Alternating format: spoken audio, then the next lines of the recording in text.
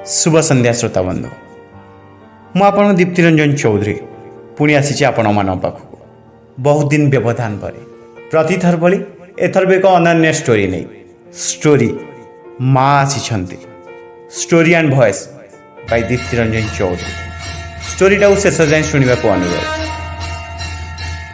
शारदीय पार्वण ऋतुर आगमन काछतंडी फूलर संभार में माँ धरा पृष्ठ को ओह्लाई आसती शक्तिपीठ में माँ को षोडश उपचार भी आरंभ हो गला। माँ को मंदिर में घंटा घंटा शंखनाद ध्वनि में कंपी उठुची परिवेश मंत्र उच्चारण में माँ को आगमन करा जाउछि। माँ आसुछन नारी होउछि ममतार प्रतीक देवी रूपे मंडप में पूजा पाउथिबा नारी आजिर समाज रे केउठी अलोड़ा तो पुणी कोठी निर्यातिता कोमलमती शिशु नाबालिका को गणदुष्कर्म करी हत्या करा जाउछि। दोषी को सजा मिलने ये वर्ष वर्ष अपेक्षा करिया पड़ुछि। केउठी पीड़ितार परिवार लोकलज्जा सह्य न करि पारि आत्महत्यार बाट बाछि नउछन्ति। से दिन पार्वण ऋतुरे भी नंदितार मनरे खुशी नथिला। व्यस्त विव्रत होई अणनिश्वासी भली ताकू लागुथिला। आखिरे तार प्रतिशोधर निया जलुथिला। नवरात्र समय केउठी कुमारी पूजन परंपरा चलीथिला बेले नंदितार सान भौणी सुनंदार मशाणी रे चिता जलुथिला। पहाड़ बणघेरा आदिवासी इलाका रे दुई भौणी आ बुढ़ा बापा को नहीं ता परिवार दुई भौणी छोट छोट होइतिबा बेले माँ एक अजना रोग रे आर परिक चली जाइथिले। सुनंदार सबु स्वप्न को पूरण करिया पई नंदिता और ता बापा प्राणप्राय चेष्टा भी जारी रखुथिले।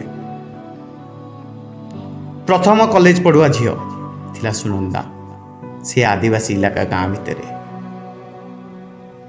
से दिन घटी जाइथिला अघटन। कॉलेज फिरवा बाटरे गाँ महाजन पुओ एकाकी आसुथिबार सुजोग नहीं ताहा सह दुष्कर्म करी शरीर उक्षत विक्षत करी रक्त जुड़ुबुड़ अवस्था से छाड़ी चली जाइथिला।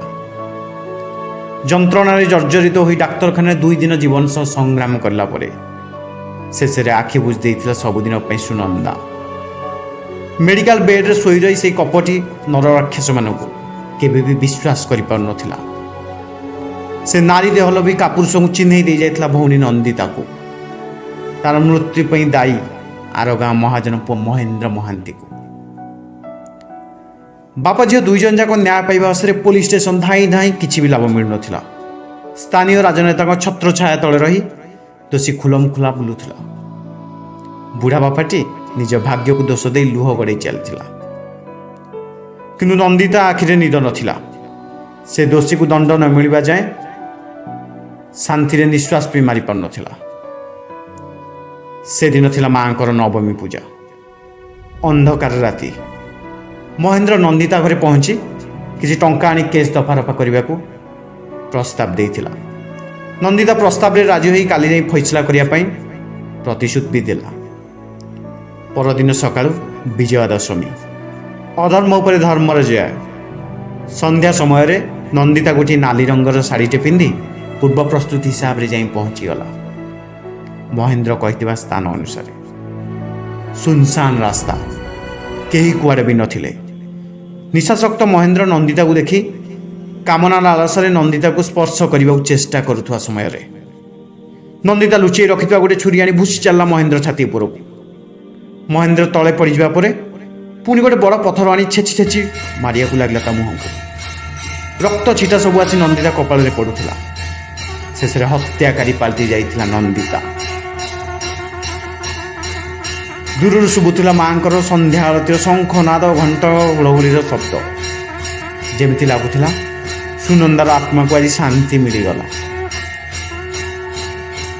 नंदिता से रक्त छिटा अवस्था जा पहुँचीगला पुलिस स्टेशन में और समस्त सामने गर्जन कर कहूला मु आदिशक्ति मु महिषा मर्दिनी मु शत्रुनाशिनी से नारी देहलोभी राक्षस मानक मो भौणीर हत्याकारी ताकू मुझे सजा दे सारी।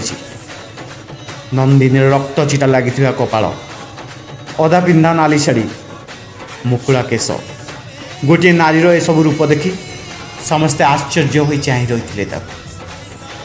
ए विजया दशमी रे सतरे माँ आज धरापृष्ठ अवतरण कर आउ एक महिषासुर को बद्ध करने पाई माँ आसिछन्ति भिन्न एक रूप। धन्यवाद।